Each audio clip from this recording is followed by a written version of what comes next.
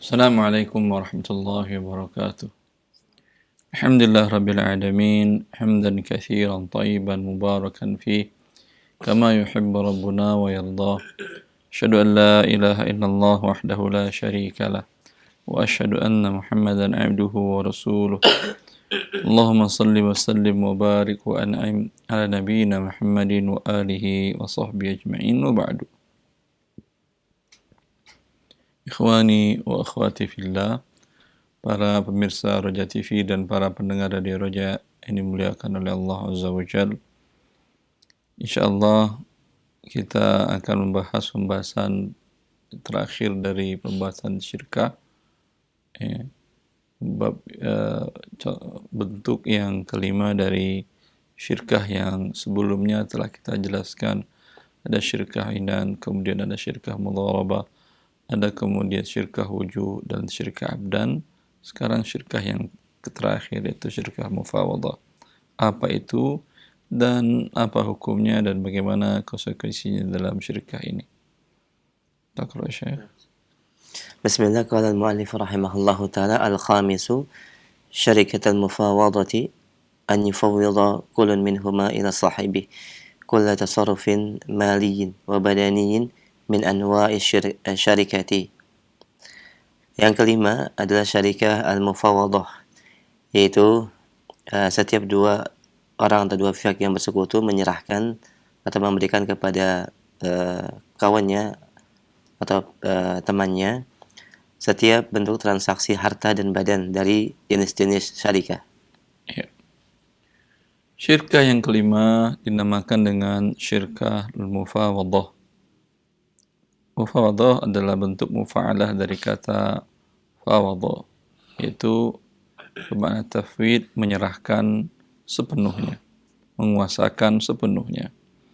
Maksudnya di sini seperti yang dijelaskan oleh muallif, ayyufawwidha kullun minhuma ila sahibihi kulla tasarrufin maliyin wa badani min anwa'i syarikah, yaitu setiap mitra syirkah, anggota syirkah, dua orang atau lebih, masing-masing menyerahkan kepada mitranya, kepada anggota syirkah yang lainnya, seluruh transaksi yang bersifat harta ataupun bersifat fisik badan dari macam-macam syirkah.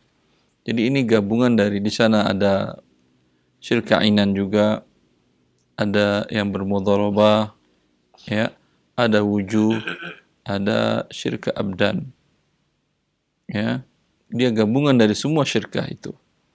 Di mana setiap anggota syirkah dengan ada yang menyetor modal uang, ada yang tidak setor modal uang tapi dia hanya ikut mengelola saja, ada yang tidak setor uang tetapi dia membeli barang dengan tidak tunai, ada yang diantara peserta itu yang dia memudharabahkan harta dari syirkah mufawadah itu ke pihak lain, ya, maka ini dinamakan dengan syirkah mufawadah.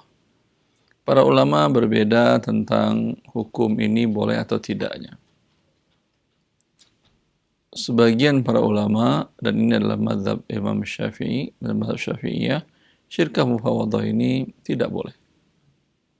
Mereka mengatakan ini mengandung unsur gharar yang sangat tinggi, karena dia bisa melakukan apapun juga, tidak jelas. Kalau inan, dia memang masing-masing menyerahkan modal harta dan masing-masing ikut mengelola untuk mengembangkan harta tadi, membeli dan menjual. Ya, kalau mudharabah jelas, satu pemilik harta menyerahkan modal, yang satu menyerahkan modal dalam bentuk pengelolaan atau kerja fisiknya, memanage perusahaan tadi. Kalau wujud, dia membeli dengan cara tidak tunai. Kalau abdan, dia tidak ada uang wujud dan abdan tidak ada uang yang mereka setorkan. Ya, maka kalau yang mufawadah gabungan seluruhnya, ini syirkah apa ini? Syirkah gado-gado. Ya, maka kata para ulama Syafi'iyah ini tidak boleh karena ghararnya tinggi. Ya, dan gharar tinggi Rasulullah SAW nahan bai'il gharar. Rasulullah SAW melarang jual beli gharar. Ingat, kaidah Imam Syafi'i, di dalam masalah gharar mereka lebih ketat daripada mazhab yang lainnya. Tetapi dalam masalah riba dia sedikit lebih longgar dibanding mazhab yang lainnya. Sehingga mazhab Syafi'i dalam masalah gharar pernah kita bahas, beliau tidak membolehkan jual beli barang yang barangnya itu ada tapi hanya dengan disifati. Dinamakan dengan bai'ul ghaibi 'ala sifah. Kalau salam barang itu tidak ada. Dijual dengan sifat, dengan spek. Ya, itu mazhab Syafi'i pun membolehkan karena nasnya jelas. Walaupun mengandung unsur gharar. Tapi ghararnya lebih kecil. Tetapi sesuatu barang yang ada. Anda menjual umpamanya buku ini. Ada di rumah Anda. Tapi ketika Anda jual, tidak Anda hadirkan di toko Anda. Hanya gambar Anda lihat. Wah, ada buku Zadul Mustaqni'. Harga umpamanya Rp1.200.000. Kalau ketika ditanya, bukunya di mana Pak? Bukunya di gudang. Ya, bisa saya lihat Pak? Oh enggak, saya hanya menjelaskan speknya aja kepada Anda. Umpamanya speknya, kertasnya warnanya apa ini namanya? Kuning. Warnanya kuning. Biasanya orang menamakan kertas Italia, wallahu a'lam. Saya dengarnya begitu. Kemudian hardcover. Kemudian percetakannya Darul Ibnul Hazmi. Ada umpamanya 11 jilid umpamanya. Ya, penulisnya jelas Syekh Muhammad bin Shalih Al-Utsaimin. Ya. Ini dalam mazhab Syafi'i tidak boleh. Kalau barangnya ada dinamakan dengan bai'ul ghaibi 'ala sifah. Mayoritas para ulama mengatakan boleh. Ya, karena ini gharar betul, tapi ghararnya bisa ditolerir. Dan sebaliknya mazhab Imam Syafi'i dalam masalah riba lebih longgar. Beliau membolehkan jual beli ainah. Ya. Di mana bentuknya seseorang menjual barang kepada orang lain dengan cara tidak tunai dan lebih mahal. Jualnya buku ke seseorang, ini saya jual buku kepada Anda, kapan kau bayar? Bulan depan Ustaz. Ya udah, nggak ada masalah. Begitu harganya 110.000. Lalu kemudian pembeli mengatakan, Ustaz, kenapa? Saya ini butuh uang, saya mau jual lagi buku ini. Sudah saya baca bagian yang saya butuhkan tadi, 1 halaman. Saya jual ke Ustaz cash 100.000. Mau Ustaz? Ya udah, saya mau. Ya. Dalam mazhab Syafi'i ini boleh. Ini kan jual beli. Yang jual beli tunai tentu lebih murah daripada yang tidak tunai. Ya. Tetapi jumhur para ulama mengatakan ini adalah bentuk pengelabuan riba. Di mana bentuknya buku kembali kepada penjual, si pembeli tadi dapat uang berapa? 100.000. Nanti setelah sebulan dia bayar berapa? 110. Ini adalah pengelabuan riba. Mazhab Syafi'i membolehkannya karena kata mereka ini kan jual beli. Kecuali kalau memang modus menjadi sebuah sistem mekanisme, ya. Kalau dia mengatakan saya mau pinjam uang 100.000, oh nggak ada pinjam uang. Tapi saya jual buku ke kamu, bayar bulan depan 110. Ya. Kamu butuhnya berapa? 100.000 kan? Ya 100.000 Ustaz. Sekarang jual lagi ke saya cash 100.000. Ini 100.000 ambil, bayar bulan depan 110. Ini dalam mazhab Syafi'i juga haram. Karena jelas ini adalah pengakalan riba. Tapi dalam kasus yang pertama tadi, mazhab Syafi'i membolehkan. Ya, karena ini mereka mengatakan bentuk sahihnya adalah jual beli. Masalah niat orang, Allah yang Maha tahu. Ya. Walhasil saya maksudkan dalam hal ini, wahai ikhwan, bahwa karena ini para ulama melarang Anda tatabbu' rukhas atau dinamakan dengan talfiq, yaitu mencampur adukan mazhab per mazhab.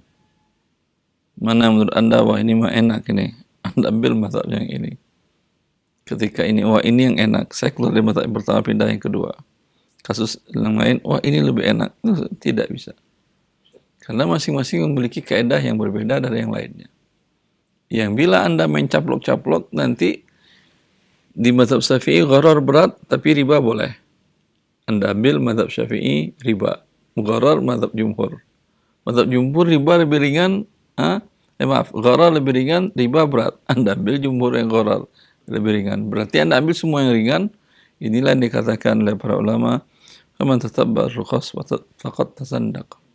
Siapa mencari-cari yang ringan, maka khawatir dia menjadi zindik, keluar dari agama Allah Azza wa Jalla. Ini saya hanya maksudnya ingin menjelaskan itu saja. Ya. Dalam hal ini mazhab Syafi'i tidak membolehkan dalam masalah mufawadah. Jumhur para ulama semuanya, mazhab Hanafi, Maliki, Hambali membolehkan syirkah mufawadah. Bahkan sekarang syirkah orang adalah bentuknya seperti ini. Orang yang bermitra, bekerja sama, ya, semua bisa dilakukan. Mau dia jual dengan tunai, mau dia melakukan pinjaman, memberikan pinjaman, ya, mau dengan wujuh dia beli, mau salah satunya memudharabahkan modal tadi, ya, ini syirkah orang permasalahan. Dan hukum asal muamalat tidak terlarang. Dan gharar di sini bisa ditolerir karena berbeda antara gharar dengan riba. Gharar tidak mutlak haram. Sebagaimana yang pernah kita jelaskan dalam pembahasan masalah gharar. Wasilah Syekh. Jadi jelas bentuknya syirkah mufawadah itu apa? Gabungan dari semua akad syirkah yang 4 sebelumnya, inan, mudharabah, wujuh, dan abdan. Warribhu. Qala al-mu'allif rahimahullah warribhu ala ma syaratahu wal wadi'atu biqadri al-mal. Dan keuntungan sesuai dengan apa yang disyaratkan keduanya. Adapun kerugian sesuai dengan nilai harta yang diserahkan. Persentase harta yang diserahkan. Ya. Diserahkan. Warribhu ala ma syaratah, keuntungan sesuai dengan kesepakatan kaidah hukum. Nah, Sedangkan kerugian sesuai dengan porsi modal yang mereka setorkan. Ya. Terus. فإن دخل فيها كسبا أو غرامة نادرين Nadiraini. Nadiri. إيسا Harusnya nadiraini. أو ما يلزم أحدهما من ضمان غضب أو نحو فسدت. Ya. Kifan saja. Oke. Dan apabila keduanya adkhala memasukkan di dalamnya kasban atau gharamatan nadirain. Nam. Oke. Aw ma yalzamu ahaduhuma apa yang melazimkan atau apa yang melazimkan keduanya dari jaminan ghadbin ghasab maaf Rampasan. atau ya jaminan rampasan atau yang semisalnya, maka transaksinya menjadi rusak. Ya. Di sini mu'alif menjelaskan apa yang menyebabkan akad mufawadah, syirkah mufawadah menjadi batal. Yaitu bila keduanya memasukkan usaha atau penghasilan atau keuntungan atau kerugian yang sifatnya adalah nadiraini. Nadir itu jarang terjadi. Umpamanya salah seorang yang mengatakan, saya masukkan hasil usaha dari mendapatkan barang temuan. Kalau saya menggali tanah di tempat usaha kita, ternyata alhamdulillah ada emas sekilo, emas peninggalan jahiliyah. Itu menjadi hak kita bersama. Ini kasban nadiran. Jarang-jarang orang yang kerjanya hanya mencari harta karun. Kalau pas kebetulan alhamdulillah, tapi kalau ini dia menjadikan bagian dari pendapatan, maka rusak akadnya. Atau gharama nadira ini, atau denda sesuatu yang jarang. Umpamanya dia masukkan penghasilan dari denda jinayah. Katanya dia mengatakan, kalau saya umpamanya ada orang yang menyiksa saya sehingga jari saya putus oleh dia.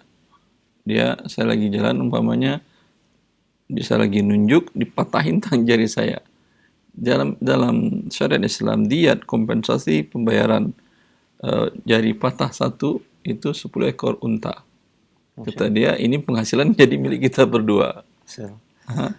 Atau ada orang lewat, kemudian telinga saya diguntingnya. Ini 50 ekor unta satu telinga. Itu masuk dari pendapatan kita. Ini rusak akadnya karena ini pendapatan yang jarang. Au ma yalzamu ahadahuma. Atau apa yang menjadi tanggungan salah seorang keduanya. Seperti min dhamani ghasbin au nahwihi fasadat. Seperti jaminan dari merampas. Kalau dia mengatakan sebagaimana tadi pendapatan menjadi milik kita berdua, begitu juga tanggung jawab atau risiko menjadi tanggung jawab kita berdua. Kalau la qadarallah, kata dia, ada orang yang mau bawa motor, saya pengen buru-buru bawa mobil, dia ibu-ibu ini atau perempuan atau bapak-bapak ini ya bawa motornya pelan-pelan, ada di tengah-tengah lagi. Karena saking kesalnya saya tabrakin motornya dari belakang dari mobil, dan ini tentu dosa, bukan saya ngajarin kaum muslimin, tapi ini satu buah contoh. Sehingga jatuh dia, ya, dan saya mengalami risiko. Ini baik kita bayar dari uang tersebut, atau saya rampas, jatuh dia, saya ambil pokoknya tasnya. Oleh karena itu saya dikejar orang dan saya mendapatkan tanggung jawab atau risiko. Maka ini kita bayar berdua. Fasadat, maka rusak akad syirikah mufawadahnya. Ya, alhamdulillah ini berakhir, Ustaz. Selanjutnya kita akan nanti membahas tentang babul musaqah. Ini juga bagian dari syirkah, tetapi dia khusus dengan bab yang dinamakan oleh para ulama dengan musaqah. Baik. Nah, jazakumullah khairan, Ustaz. Dan demikian pendengar dan pemirsa Roja TV, penjelasan dan syarah dari syirkah mufawadah telah selesai, telah tuntas. Dan alhamdulillah kita telah menyempurnakan pembahasan syirkah secara khusus dalam bab ini di kesempatan pagi ini. Kita berikan langsung kesempatan bagi Anda untuk bersoal jawab dan bertanya dalam pembahasan ini secara khusus atau dalam permasalahan muamalah lain secara umum. Demikian, dan kita berikan kesempatan via telepon, silakan. Halo. Assalamualaikum. Waalaikumsalam warahmatullahi. Dengan siapa, Umu, di mana? Dengan Ibu Risna di Tangerang, Pak. Silakan. Saya mau bertanya. Iya. Ada orang dia menawarkan untuk menjualkan sarang burung walet. Minta tolong kepada adik Ana dan suami Ana. Pertama dia menawarkan kepada suami Ana menjualkan sarang burung waletnya itu sistemnya bagi hasil. Bila terjual nanti akan dikasih komisi bagi 2. Tapi masalahnya sarang burung waletnya ada di orang pertama. Orang pertamanya cuma mengirimkan foto. Sedangkan yang menawarkan ini orang kedua. Dan suami Ana dan adik Ana orang ketiga. Kalau yang kepada suami Ana, dia menawarkannya bagi hasil. Tapi kalau adik Ana, dia menginginkan keuntungan berlebih. Jadi adik Ana tidak mau mendapatkan hasil dari orang kedua ini. Adik Ana mengambil untung sendiri. Itu bagaimana, Ustadz? Dan bagaimana kepada pelanggan yang membeli cuma memberikan contoh sampel melalui foto? Itu, Pak Ustadz. Baik. Apakah yang seperti ini diperbolehkan dalam Islam? Baik. Assalamualaikum, Afwan. Ustadz. Assalamualaikum warahmatullahi wabarakatuh. Ya. Fadhil, Ustaz. Wallahu ta'ala a'lam. Mensifati barang baik dan kata-kata dengan sampel atau foto, hukum asalnya boleh bila sifat dan penjelasan dengan spek atau kata-kata tadi atau dengan foto tadi mewakili hakikat seluruhnya. Bila tidak, ya, maka tidak bisa dijadikan patokan. Karena ada beberapa barang yang memang harus diraba, harus dilaba dan harus dicium baru bisa mengetahui ini barang bagus atau tidak. Ya, umpamanya buah-buahan kadang harus dicolek untuk menentukan ini bagus atau tidak. Atau dengan dicium seperti durian umpamanya, ini baunya gimana ini. Kalau baunya busuk ya nggak jadi. Kalau fotonya cakep. Nah. Dengan foto tentu tidak bisa, foto hanya mata yang bisa menyaksikannya, tetapi indera yang lain tidak. Ya. Tetapi bisa bila yang lain mewakili, hukum asalnya tidak ada masalah. Tetapi nanti ketika barang diserahkan kepada pembeli, dia memiliki hak khiyar. Dinamakan dengan khiyar ru'yah. Khiyar itu artinya dia bisa jadi beli atau tidak ada masalah. Umpamanya tadi ditawarkan oleh adik si ibu itu atau suaminya, ini harga per kilonya umpamanya 1 juta rupiah ya. Ya udah. Tapi speknya begini, spek yang bagus semuanya. Ketika dia serahkan barang, ini barangnya. Lalu dia lihat, dia rampas segala macam, ya, wah, kalau begini mas saya nggak setuju dengan harga yang tadi. Lah kamu kan udah sepakat tadi kita, ya, tidak, dia memiliki hak khiyar ru'yah, ya, karena antara spek dengan melihat langsung dan diraba langsung berbeda. Dia bisa mengatakan saya tidak jadi. Berarti yang tadi tidak boleh mengikat. Wallahu ta'ala alam. Adapun mengenai berapa untuk pihak marketer kedua, ya, yaitu suami dan adiknya, pembagiannya dengan cara bagi hasil atau dengan berapa bersih untuk dia, untuk si marketer ke satu, nggak ada masalah, dibolehkan dalam syariat. Baik Ustaz, alhamdulillah, jazakumullah khairan. Demikian Ibu Risna di Tangerang. Demikian, semoga ini menjadi pencerahan jawaban Ustaz dalam akad yang berjalan oleh suami dan adiknya. Barakallahu fikum. Kita berikan kesempatan yang kedua. Halo. Ya, Pak. Assalamualaikum. Halo. Assalamualaikum. Waalaikumsalam warahmatullahi. Dengan siapa di mana? Dari Bondan, Jakarta, Ustadz. Silakan Pak Bondan. Ustadz, sekarang ini kan banyak orang jual rumah syariah dengan cara syariah, kredit. Tapi kan ada juga yang bermasalah, Ustadz. Jadi maksudnya ada yang dia nerima cicilan, tapi rumahnya nggak dibangun-bangun. Bahkan terakhir, nah sebetulnya menjual rumah dengan cara mencicil dengan syariah yang sesuai, ininya gimana kita mendeteksinya, Ustadz? Gimana mendeteksinya bahwa yang benar seperti ini? Apakah memang harusnya rumahnya udah jadi baru boleh dijual belikan, atau memang rumah yang masih digambar saja udah boleh dijual belikan? Mungkin pertanyaan itu, Ustadz. Terima kasih. Jazakallah khair Pak Bondan. Silakan. Ini pertanyaannya bagus. Tapi perlu diingat ini kesalahannya bukan syariahnya kesalahannya. Nah, Si developernya tukang bohong besar. Bukan salahnya syariah. Sebagaimana jual beli yang non syariah bisa dengan inden. Bisa nggak dengan inden? Dan seperti itu orang beli rumah baru dia cut field lahan, ya sudah dia jual. Mobil juga begitu. Inden Anda pemainnya 30 hari, 40 hari, sebulan, 2 bulan baru mereka rakit. Mereka rakit dikirimin ke dealer baru diserah terimakan. Ini kan istisna, nggak ada masalah. Ya, tetapi biasanya yang dilakukan oleh pabrikan-pabrikan, perusahaan-perusahaan mobil tadi biasanya hampir bisa dikatakan tidak pernah terjadi, atau kalau terjadi itu suatu hal yang sangat aneh sekali, tidak terjadi serah terima barang pada waktu yang ditentukan. Ini hanya masalah amanah. Bukan masalahnya masalah syariah. Bukan syariahnya yang salah, tapi amanahnya.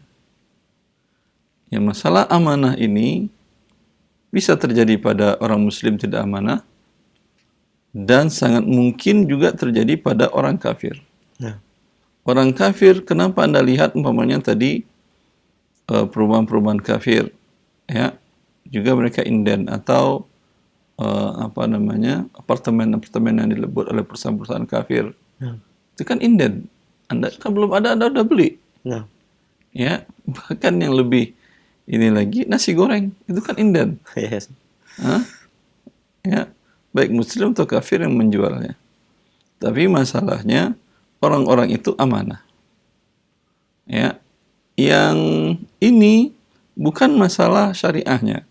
Dia memang tidak amanah, ingin merampok hak orang, ingin menipu orang. Tapi bagaimana cara menipunya? Kalau orang muslim yang syariah, tentu mereka sangat dikenal dengan keamanahannya. Sehingga sangat gampang dia untuk menipu orang. Kalau dia dengan penampilan tidak muslim, ya orang akan ragu. Iya. Ini orangnya amanah atau tidak? Bisa dipercaya atau tidak? Karena orangnya ini tidak sholat. Orang yang nggak sholat tentu tidak amanah. Ya, tapi kalau dia pakai pakaian Islami, ini orangnya siap amanah kalau menurut dia. Tapi Anda jangan tertipu, kemungkinan dia menjadikan ini sebagai penipuan. Nah. Ya, jadi kembali kita kepada permasalahannya. Permasalahannya bukan kesyariahannya yang salah. Memang ini orang ingin menipu, ingin merampok, cuman pakai nama syariah. Sehingga siksaannya di Allah pun lebih besar. Sehingga Rasulullah SAW mengingatkan wal yaminul ghamus. Wal yaminul ghamus. Bagian dari dosa besar. Yaitu sumpah yang menenggelamkan yang bersumpahnya ke dalam neraka Allah langsung. Kapan ini? Dia bersumpah atas nama Allah untuk merampok hak orang lain. Ya, di dalam masalah sengketa bisnis. Seperti umpamanya baik bersyirkah, kerjasama, segala macam. Seorang menyerahkan uang pada dia 5-10 miliar untuk temannya menyerahkan 10 miliar untuk jual beli properti. Ya. Karena dia merasa temannya, ya udah dia nggak perlu minta jaminan segala macam, dia tahu, udah bawa. Dibawanya 10 miliar. Ya. Besok setelah 3 tahun dia datang, afwan akhi, 10 miliarnya habis. Saya tertipu. Saya beli tanah strategis segala macam. Ya, ternyata sertifikatnya tidak jelas. Sehingga habis 10 miliarnya uang kita. Ya. Apa yang menjadi hak dari si pemilik modal 10 miliar tadi? Dia tidak bisa apa-apa. Kalau dia ajukan pakai kepolisian, pengadilan, segala macam, dia mungkin lebih pusing, lebih repot. Ya, bagaimana caranya mengambil haknya? Dia cukup mengatakan, ya udah, dari awal kan saya percaya dengan kamu. Menurut saya kamu amanah. Ya, tetapi dalam kasus ini saya pun ingin mempertahankan hak saya. Cuma dengan satu, kau bersumpah atas nama Allah Azza wa Jalla. Salat pada waktu salat asar, setelah salat asar di hari Jumat, ya, datang kemari bersumpah di hadapan saya, ya, kalau dalam negara Islam di hadapan hakim. Bersumpah 4 kali atas nama Allah Ta'ala bahwa Anda memang tertipu. Setelah bersumpah ini, saya tidak ada hak menarik 10 miliar lagi dari kamu. Tapi dampaknya tahu? Ingatkan akan dampaknya. Dampaknya ini siksaannya biasanya cash di dunia. Ya, siap-siaplah engkau. Ya, kalau dia berani bersumpah, berarti dia merampok harta saudaranya sebanyak 10 miliar dengan memakai nama Allah Azza wa Jalla yang Maha Agung. Dia jadikan nama Allah yang Maha Agung, pencipta langit dan bumi, sebagai cara untuk merampok hak saudaranya. Ya, dan saya pernah mendengar salah seorang qadhi di Saudi Arabia, seorang hakim, di mana dia menceritakan tentang masalah yaminul ghamus ini. Kata dia, sanksinya cash diberikan Allah di dunia. Ada salah satu keluarga sengketa harta dengan pihak lain, kemudian keluarganya semuanya bersumpah atas nama Allah Ta'ala bahwa yang terjadi seperti yang dia gambarkan, yaitu dengan demikian seperti tadi dalam kasus mudharabah tadi, si pengelola tidak menyerahkan uangnya. Sumpah satu keluarga ini diterima oleh hakim dan diterima oleh pemilik modal. Tahu yang terjadi setelah mereka keluar dari pengadilan tadi? Ke kotanya jalan pakai mobil, semuanya mati dalam tabrakan. Cash diberikan Allah di dunia siksaannya. Karena mereka mencuri hak manusia dengan membawa nama Allah. Dalam kasus syariah tadi, berarti mereka ingin merampok dengan menggunakan nama syariah. Kita sebagai seorang muslim itu dia dengan Allah. Adapun kita yang sebagai konsumen juga jangan tertipu dengan kata-kata syariah ini. Ya, yang perlu kita perhatikan adalah pelajari syariat Allah. Anda bila tidak mempelajari syariat Allah, sangat gampang ditipu oleh orang. Baik Anda melakukan transaksi dengan individu ataupun lembaga. Terkadang lembaga, sebuah lembaga, baik ke lembaga keuangan, lembaga bisnis, ada nama hotel syariah, ada restoran syariah, ada bank syariah, ada asuransi syariah, ada segala macamnya. Kalau Anda tidak mengerti syariat Allah, Anda langsung aja, ya, langsung ya masuk ke hotel tadi, hotel syariah kata dia. Di restorannya ada musiknya, ada dangdutan, ada segala macam, ada bir juga kalau pesan. Karena yang saya lihat dalam fatwa sebuah hotel dikatakan syariah itu ada yang bintang 1, bintang 2. Kalau yang bintang 1 itu masih ada khamar tapi by request, tidak dipampang. Ya, ini dikatakan bintang 1. Ya. Masalah musik sama sekali tidak menjadi perhatian mereka. Ya, tapi apakah dia sesuai syariah? Anda mengerti atau tidak syariah? Kalau Anda mengerti syariah, apapun produk yang mereka tawarkan, baik secara pribadi atau lembaga, Anda akan selamat dari hal ini. Ya, terkadang tokoh syariah, tokoh Islam yang menjadi iklan sebuah produk tadi, dia tawarkan investasi syariah. Setorkan uang Anda umpamanya sekian, ya, kelipatan dari umpamanya 10 juta, setiap bulan Anda akan mendapatkan 300.000 rupiah selama setahun. Setelah 1 tahun, uang 10 juta Anda kembali penuh. Kalau ingin perpanjang transaksi, bisa lagi ke depan. Ini, dan uang Anda dikelola dengan bisnis syariah. Ya. Ini namanya aja yang syariah. Ini intinya adalah riba. Insyaallah. Karena dalam akad mudharabah yang benar, ya, tidak ada boleh dengan nominal yang tetap atau angka yang tetap atau persentase dari uang yang di-store yang tetap bagi hasilnya. Kalau ini terjadi riba dan judi. Dari mana ribanya? Ya, berarti ini akadnya adalah qard, di mana uang yang Anda store 10 juta tidak akan mengalami kerugian. Berarti akadnya qard. Dan dia persyaratkan ada penambahan 300.000 per bulan dari 10 juta tadi. Berarti penambahannya adalah riba. Ini ribanya. Judinya dari mana? Kemungkinan dia 10 juta tadi dia kelola dalam sebulan tadi, dia untung umpamanya 5 juta 50%. Yang diberikan kepada Anda cuma 300.000 rupiah. Sangat kecil. Kemungkinan dia tidak untung sama sekali, tapi dia tetap membayar kepada Anda 300.000 rupiah per bulan. Berarti dia rugi. Judi ini namanya. Pengarahan perjudian. Ya. Jadi investasi syariah yang dikatakan di awal, hakikatnya adalah perjudian. Walhasil yang saya katakan adalah Anda yang pelajari syariat Allah. Bukan label dari suatu lembaga, dari suatu pihak, dari seorang tokoh muslim, bukan. Kewajibannya adalah Anda yang belajar syariat Allah. Maka pelajari syariat Allah, dengan demikian Anda bisa menentukan mana yang halal dan mana yang haram, mana yang penipuan, mana yang membawa kepada kebaikan di dunia dan di akhirat. Oleh karena itu, para ulama kita, Imam Syafi'i dalam kitab risalahnya, yang dinukil oleh Al-Ghazali dalam Ihya Ulumuddinnya dan dinukil oleh Al-Qarafi dalam kitab Al-Furuq fi Anwa'il Buruq.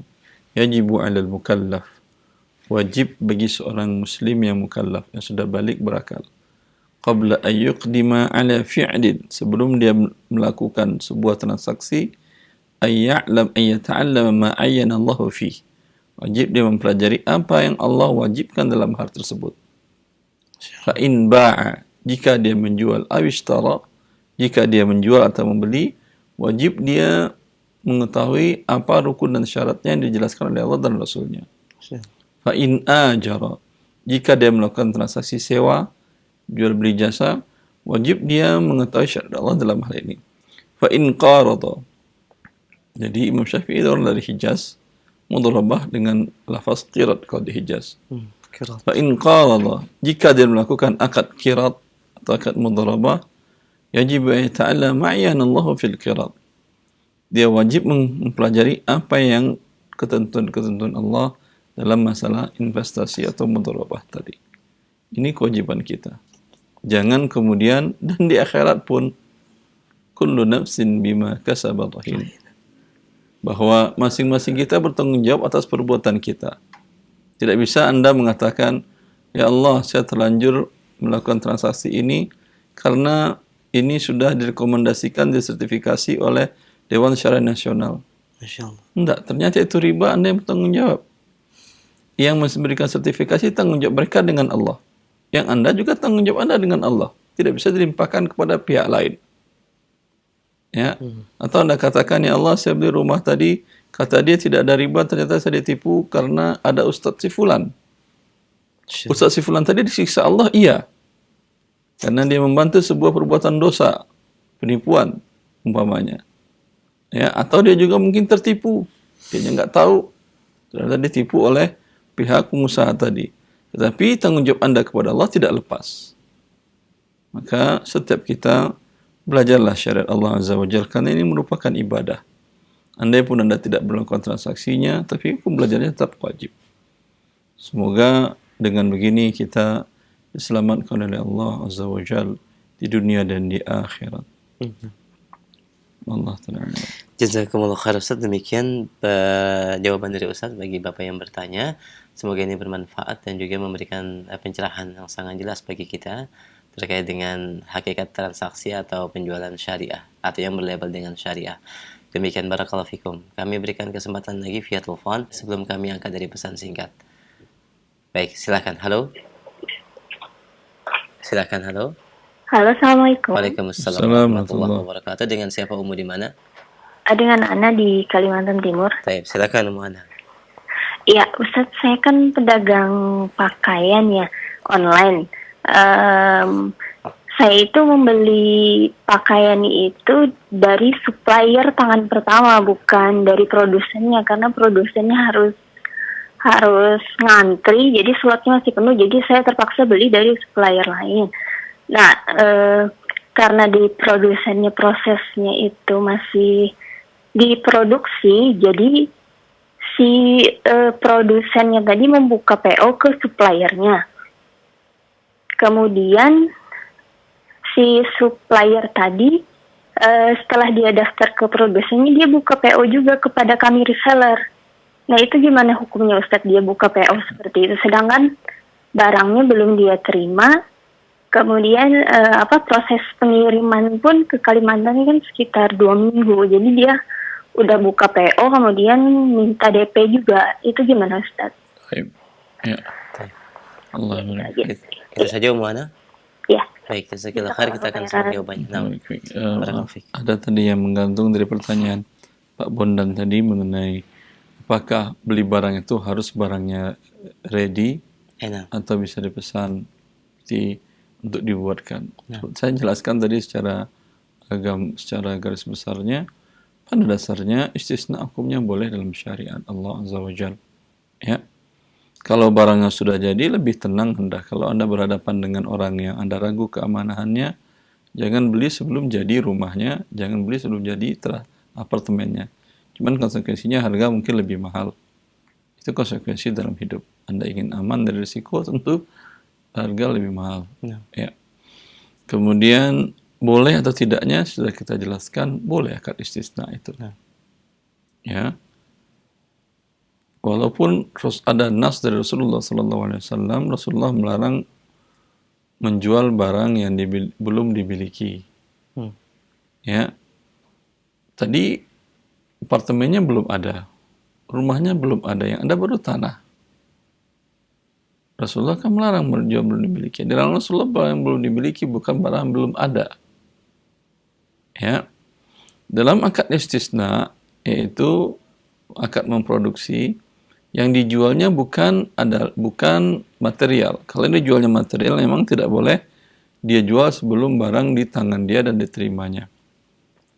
Tetapi bila yang dijualnya adalah material yang sudah diolah, berarti di sini ada gabungan antara material dengan jasa.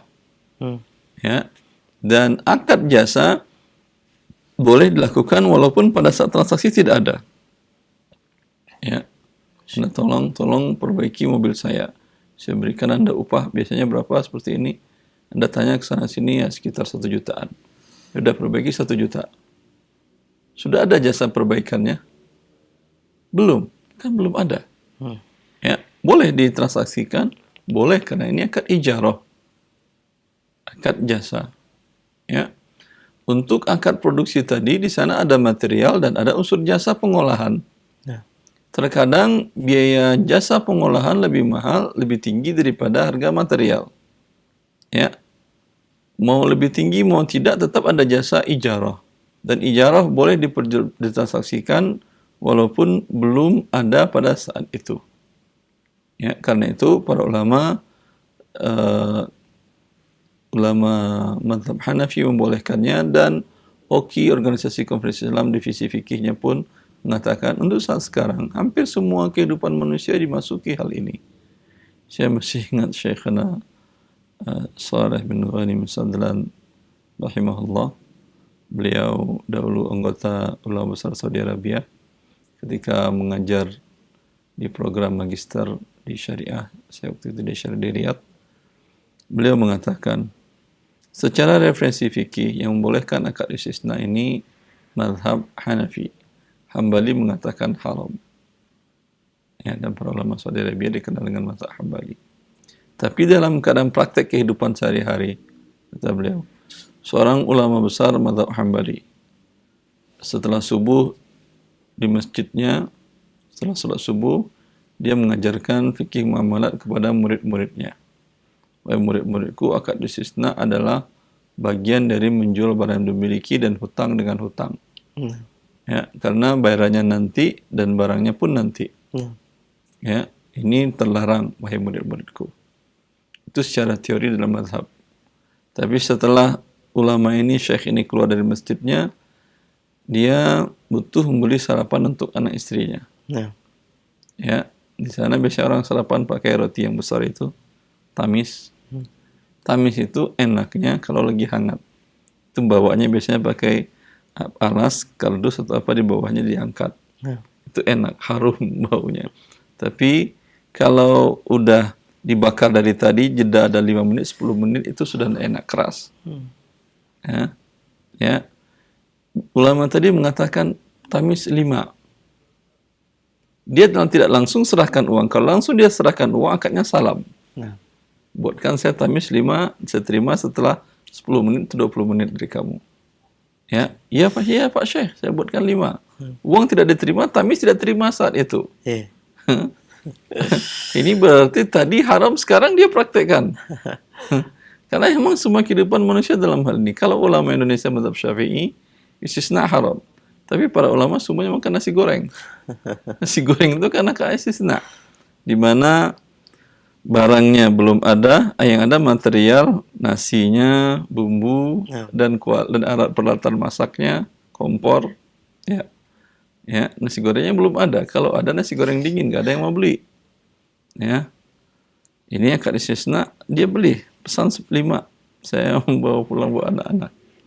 Ya, maka karena itu bisa dikatakan hampir sekarang ini ijma' para ulama akad istisna boleh. Istisna ini boleh antara satu pihak, boleh lebih dari satu pihak. Dinamakan dengan istisna mawazi. Seperti yang ditanyakan oleh ibu dari Kaltim tadi, Bu Ana dari Kaltim, dia pesan dibuatkan sesuatu ke agen atau apa namanya, distributor atau apa. Distributor pesan lagi untuk dibuatkan kepada produsen. Ya, subkon, mainkon. Boleh. Umpamanya sebuah perusahaan atau sebuah usaha catering dapat pesanan untuk 10.000 porsi catering. Kemampuan dia selama ini maksimal cuma 2.000. Tapi karena servis dan rasa masakannya memiliki kekhasan, orang tadi tetap maksa 10.000 saya. Ya udah. Tapi Bapak tidak syaratkan saya harus buatkan, ya tidak. Ya. Yang 8.000 lagi dia subkonkan ke catering-catering yang lain dengan standarnya dia. ya, maka ini akadnya boleh dinamakan dengan istisna mawazi. Dengan syarat semua risiko menjadi tanggung jawab si yang dapat pesanan tadi, catering pertama. Adapun catering yang main subcon-nya A, B, C-nya, ya, itu tidak mengalami risiko kepada pihak si pemesan. Mustasni. Cukup jelas saya kira. Alhamdulillah, jazakumullah khair Ustaz. Demikian pendengar yang bertanya di Kalimantan Timur, ya semoga ini bermanfaat. Jazakumullah khairah. Kita angkat pertanyaan dari pesan singkat. Assalamualaikum warahmatullahi wabarakatuh. Saya Yogi di Tangerang, seorang driver ojek online. Apabila ada transaksi pembayaran non tunai dari penumpang, apakah saya terkena riba dari transaksi tersebut? Dan bagaimana hukum uang tips dari penumpang kepada kami sebagai driver ojek online? Baik. Pertama, mengenai bila pembayaran tidak tunai apakah terkena riba? Kalau Anda yang menawarkan, Pak, bayar dengan non tunai, dengan digital, dengan e-wallet, ya, sedang ada promo, sedang ada diskon, atau ada cashback, berarti Anda betul yang menawarkan riba. Ya, kalau dia ingin bayar dengan itu dan pas ada promo, Anda katakan saya nggak terima. Ketika tidak ada promo, mau cash dengan uang digital tadi, dengan e-wallet tadi sama harganya, tidak ada masalah karena di sini tidak ada riba. Baik, tidak ada masalah. Tapi wallah ta'ala alam, saya nggak tahu apakah perusahaan mewajibkan kepada driver-driver ini untuk memberikan promo-promo ini. Karena ini daya tarik perusahaan tadi. Kalau dia mewajibkan, tolak. Kalau dia mensyaratkan dan harus keluar, ya rezeki Allah maha luas. Tidak ada orang yang mati keluar dari melakukan riba. Malah orang yang tetap melakukan riba itu yang mati mendapat ancaman dari Allah dunia dan akhirat. Itu yang pertama. Masalah yang kedua, tips. Ya, kalau akadnya Anda dengan perusahaan Anda adalah karyawan, orang gajian, itu tips tidak halal. Tapi kalau akadnya adalah kerjasama, wajib Anda sampaikan karena tips itu juga milik pihak mitra yang lain seperti yang tadi.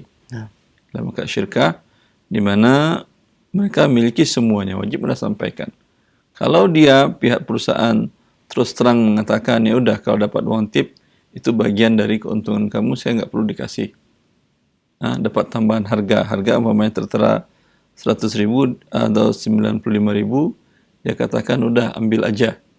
Itu bagian untuk kamu, tidak perlu yang itu untuk saya. Berarti dia sudah meridhokan haknya dia. Dengan demikian ini boleh Anda ambil. Dan saya nggak tahu, sebagian perusahaan saya dengar, ya saya dengar mereka memang membolehkan bagi driver tadi untuk mengambil kelebihan dari harganya ditetapkan tadi dengan syarat tidak diminta. Dengan demikian boleh.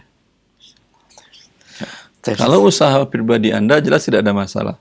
Anda umpamanya ojek sendirian, tidak bermitra dengan perusahaan lain untuk mencari pelanggan dan segala macam, ya. Dikatakan oleh si orang itu, berapa Pak? Pakai mobil umpamanya antar, Anda katakan, Bu, 50.000 rupiah, ya, atau Pak 50.000 rupiah Pak. Anda antarkan dan dengan sangat senang hati dan segala macam, dan Bapak itu pun enak, senang, umpamanya, dan dia kasihkan, nih 100.000 untuk Bapak. Insyaallah. Ini bukan tips namanya. Ini hadiah dari pelanggan Anda karena Anda bukan karyawan orang. Ya, ini boleh, tidak ada masalah. Dalam masalah driver tadi sudah kita jelaskan. Wallahu ta'ala a'lam. Alhamdulillah, jazakumullah khair atas penjelasan dan jawabannya. Demikian pendengar yang bertanya, jazakumullah khairah. Kami angkat pertanyaan berikutnya dari pesan singkat. Assalamualaikum warahmatullahi wabarakatuh. Dari hamba Allah. Beliau bertanya, apa hukumnya saat menunda pembagian harta waris?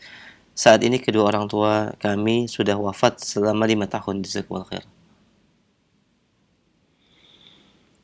Apa hukumnya menunda pembagian harta waris? Hukumnya tentu zalim bagi yang menghalangi. Tapi bila tidak ada yang menghalangi, memang mereka tidak ada kebutuhan. Namanya mereka dua orang bersaudara laki-laki dua-duanya, dan bagi mereka rezeki yang Allah berikan kepada mereka jauh lebih besar dan mereka sama sekali tidak mengharapkan dari harta waris tadi sehingga mereka tidak mengurus dan segala macamnya, itu hak mereka. Tapi bila ada yang menghalangi ini yang menzalimi.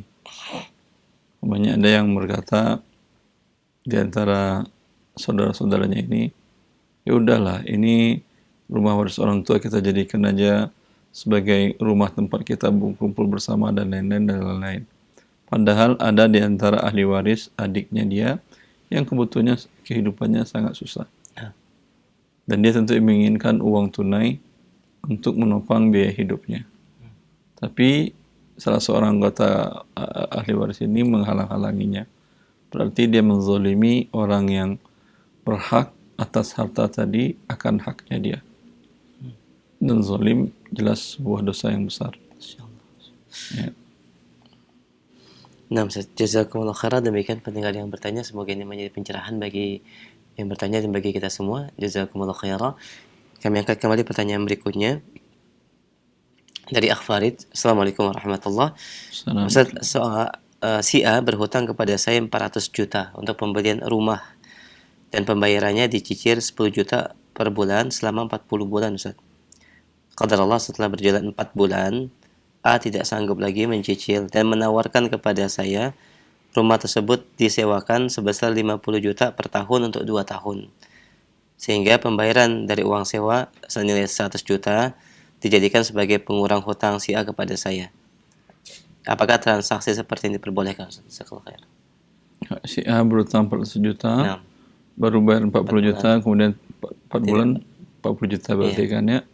Tinggal 360 juta dia tidak mampu lagi. Nah, lalu kemudian bagaimana? Disewakan tempatnya ke si pemberi hutang ini. Dia menyewakan. Nah, selama 2 tahun 100 juta. 100 juta.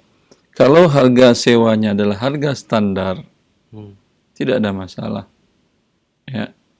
Memang segitu harganya. Kalau memang harganya standar. Baik. Ya.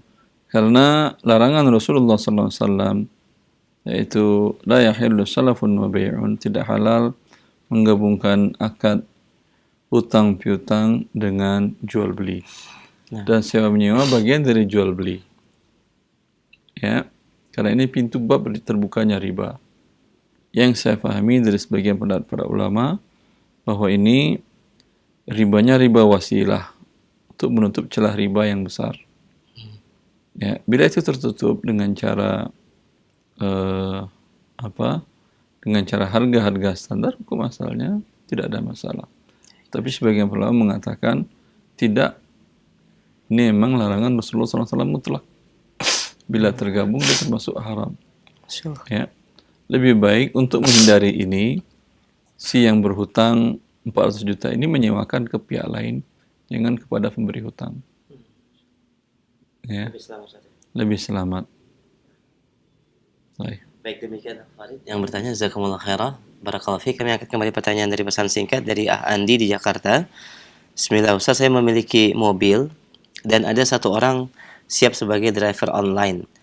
Akad apa saja yang bisa saya terapkan untuk kerjasama saya dengan driver tersebut, Ustaz? Apakah semisal akad sewa atau syirkah? Dan bagaimana konsekuensi dan perbedaan antara sewa dan syirkah tersebut, Ustaz? Jazakallahu khair. Allahu akbar. Sewa jelas. Ini kau bawalah, cari penumpang, bergabunglah dengan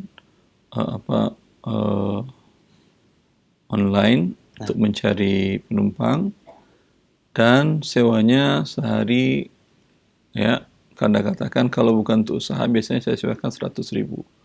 Kalau untuk usaha biasanya lebih cepat ininya, penurunan nilainya, karena dia jalan terus, muter terus untuk mendapatkan sewa sebanyaknya. Maka saya sewakan kamu 150.000 sehari. Mau dapat kamu 5 juta, tetap 150.000 bayarannya. Tapi tidak dapat penumpang, kamu udah mutar-mutar, bensin udah harus keluar, tetap 150.000. Masalah pembayaran, bisa engkau bayar di depan, bisa di hari itu, bisa 2 hari setelahnya, bisa 5 hari, bisa seminggu maksimal. Ya, seminggu maksimal harus dibayar sewa selama seminggu tadi. Ya, boleh, ini sewa. Sepakat ulama ini boleh. Boleh juga dengan akad musaqah. Musaqah sebagian ulama mengatakan juga bagian syirka, dan ini mazhab Hambali. Mazhab Syafi'i tidak membolehkan. Kita ingat tadi kaidahnya, mazhab Syafi'i dalam masalah gharar sedikit lebih ketat. Nah, Ya. Karena ini menurut mereka ghararnya tinggi, karena mudharabah itu untuk jual beli. Kalau ini bukan jual beli di sini, hanya jasa. Dan mudharabah ini adalah menurut mazhab Syafi'i keluar dari kaidah umum. Oleh karena itu tidak bisa dikiaskan musaqah ini dengan mudharabah. Ya, mazhab Syafi'i mengatakan seperti dikata oleh Ibnu Qudamah dalam kitab Al-Mughni, "Idza dafa'a rajulun lil akhar dabbatahu liya'mala 'alayha wa yattafiqani 'ala ajrahuma binisbati fahuwa sahih." Atau kama qala. Bila seseorang menyerahkan hewannya, kendaraan hewannya kepada orang lain, nah, untuk orang lain ini mencari kerja untuk hewan ini, mungkin narik barang, angkat barang, mindahin barang, atau mindahin orang, transport, ya. Kemudian hasilnya mereka bagi berdua berdasarkan kesepakatan. Mungkin 50-50, 60-40, ya. Maka ini bagian dari akad musaqah dikatakan oleh Imam Ibnu Qudamah dalam kitab Al-Mughni. insyaallah. Boleh. Berapa hasil yang dapat, dan laba bersih yang dapat. Hmm. Berapa laba bersihnya dapat hari itu dibagi dua. Dapat sehari itu 5 juta bersih setelah dikeluarkan biaya operasional, Nah, ya. Mereka bagi 2 juta setengah, 2,5. Tidak dapat hari itu, si yang bawa mobil pun tidak dapat uang, yang punya mobil pun tidak dapat uang. baik. Wallahu a'lam. Pembagiannya boleh tidak sama juga, Ustaz, persentasenya. Boleh tidak sama, boleh 60-40. Baik. Ya, kalau umpamanya si pengemudi bilang, "Pak, hari-hari ini online agak sepi. Nah. Karena hari libur atau segala macam, ya, karena banjir atau segala macam umpamanya. Nah. Susah, perjalanan banyak macet. Ya. Saya minta 60, Bapak 40 dulu. Atau saya 70, Bapak 30 dulu. Nanti kalau normal lagi nggak apa, kita 50-50, atau Bapak yang 55, saya 45. Itu alama syaratah berdasarkan persyaratan mereka berdua. Jazakumullah khairan, demikian pendengar yang bertanya. Dan satu pertanyaan via telepon mungkin kami berikan kesempatan di pagi ini. Pertanyaan terakhir via telepon, silakan. Halo, Assalamualaikum. Waalaikumsalam warahmatullahi. Dengan siapa Bapak, di mana? Dari Ridwan Kendari, Ustaz. Ahlan Pak Ridwan, silakan. Silakan Pak. Ya, barakallah fi Ustaz. Allah barik fiik, Pak Ridwan. Mau tanya Ustaz tentang hukumnya belanja online, di mana di iklannya itu bukan dari barang bukan dari perusahaan yang menawarkan, Ustaz. Terus yang kedua, Sebentar, dia penjual barang tidak milik dia. iya, barangnya dari tempat lain, Ustaz. Terus Pak, lanjutkan. Itu saja. Ya, terus yang kedua, masalah hukum waris bagi pada anak yang di luar nikah, Ustaz. Anak di luar nikah, ya. Baik. Ya, barakallah Ustaz. Allah barik fiik. Jazakallah khair Pak Ridwan. Allah ta'ala alam. Masalah yang kita bahas yang kedua dulu, Nah. yaitu masalah anak yang lahir tidak dengan cara yang halal, Nah. dengan cara perzinahan umpamanya. Baik. Ya. Karena di luar nikah itu umum. Bisa jadi dengan seperti yang dikatakan oleh para ulama, wata' syubhah. Wata' syubhah itu umpamanya dia biasanya pulang agak malam, suaminya ini. Atau pas ketika pulang suami malam, ya, biasanya suami tidur di kamar satu, istri tidur di kamar lain. Nah. Bisa suami nemenin anak-anak atau istri nemenin anak-anak. Ya. La qadarullah, suatu ketika umpamanya mungkin ada saudari dari istri atau temannya atau apa nginep di rumah itu. Terjadi wata' syubhah. Allah. Wata' syubhah ini juga di luar nikah. Nah. Tapi beda kasusnya. Jadi sebaiknya pertanyaan diperjelas. Tujuan orang mengatakan demikian untuk memperindah maknanya, tetapi akan menjadi bias. Ya, kalau dikatakan anak lahir luar nikah, itu bisa jadi anaknya sah seperti watak syubhat tadi, dan berbeda dengan perzinahan. Bila perzinahan memang mereka sengaja melakukan perzinahan, ya, hubungan suami istri di luar nikah dan tidak nikah, ya, maka anak perzinahan sepakat para ulama dia bukan anak dari si suami tadi. Kalau bukan anak secara syar'i, maka keberadaannya tidak dianggap sebagai anak, maka tidak ada saling mewarisi. Wallahu ta'ala a'lam. Masalah yang kedua itu masalah membeli di marketplace yang barang bukan milik si penjualnya. Ya, kemungkinan banyak. Dia memang bukan pemilik barang, tetapi dia diberikan kuasa penuh oleh pemilik barang untuk menjualkan sebagai marketer, sebagai wakil. Bisa jadi kalau ini sah jual belinya. Ya. Kemudian kemungkinan yang kedua, memang barang tidak milik dia. Dia hanya sekedar mencek barang di perusahaan tempat lain, kemudian difoto atau diambil fotonya dan diunggah di tempatnya dia dan dia jual. Kalau ini tidak sah jual belinya karena dia menjual barang yang bukan miliknya atau menjual barang yang belum diterimanya. Dua-duanya dilarang Rasulullah SAW. Walaupun barang tadi telah dibeli dengan akad, tapi belum diterimanya, itu belum sah untuk dijual. Kapan seseorang boleh menjual barang yang dia beli? Dia beli dengan akad. Saya beli bukunya Ustaz, ya. Tapi buku masih di tangan saya. Ustaz, bisa saya terima buku sebentar? Lalu saya membaca sebentar dikit, 5 menit. Ya, lalu ada ditaruhnya ini fotonya di di akunnya dia, ada yang membeli buku Syarul Mumti itu yang depan Pak Ustaz itu, ya, dijual oleh dia. Ya, memang dia sudah beli dengan akad tadi, sudah bayar malah, tapi belum saya serahkan ke dia, dia jual, ini masih terlarang. Dalam kata Rasulullah SAW, hatta taqbidahu, sebelum barang engkau terima. Ya. Dan Ibn Abbas ketika ditanya tentang ini, beliau mengatakan ini adalah bagian dari riba, karena zakat darahim bid-darahim wa ta'amum murja'. Yang terjadi adalah setelah terima uang dengan uang, sedangkan barangnya nanti tertunda. Wallahu ta'ala a'lam. Alhamdulillah. Baik, alhamdulillah, jazakumullah khairah. Pertanyaan yang disampaikan Pak Ridwan, alhamdulillah sudah terjawab oleh Ustaz. Jazakumullah khairah. Demikian Pak Ridwan, barakallahu fikum. Dan ini semoga menjadi pencerahan bagi Bapak dan kita semua. Demikian pertanyaan kami terakhir di kesempatan pagi ini dari Bapak Ridwan, dan sebagai ikhtitam Ustaz, silakan. Kaum muslimin, kaum muslimat dimuliakan oleh Allah Azza wa Jalla, kita hidup di dunia ini, kita bertanggungjawabkan di hadapan Allah sendirian. Tidak bisa kita melimpahkannya kepada orang lain. Bila ternyata orang lain itu ikut menyesatkan kita dan kita mempercayakan agama kita kepada dia, masing-masing bertanggungjawabkan di hadapan Allah Azza wa Jalla. Ya. Oleh karena tanggung jawab kita masing-masing kepada diri kita, maka menjadi kewajiban kepada kita untuk mempelajari syariat Allah dengan baik dan benar. Minimal dalam kasus yang akan Anda kita lakukan, tanyakan kepada ahli ilmu halal atau tidak, sehingga Anda mengetahui dalilnya. Dengan demikian mengetahui ilmunya, dengan demikian Anda mengamalkan sesuai ilmunya, dan dengan hal itu kita selamat di dunia dan di akhirat. Semoga kita dalam kajian ini mendapatkan ilmu yang bisa menyelamatkan kita dalam mencari harta dan mendistribusikannya sesuai dengan tuntunan Allah dan Rasulnya yang menyelamatkan kita di dunia dan di akhirat. Wallahu waliyyut taufiq wa sallallahu ala nabiyyina Muhammad wa alihi wa sahbihi wa sallam.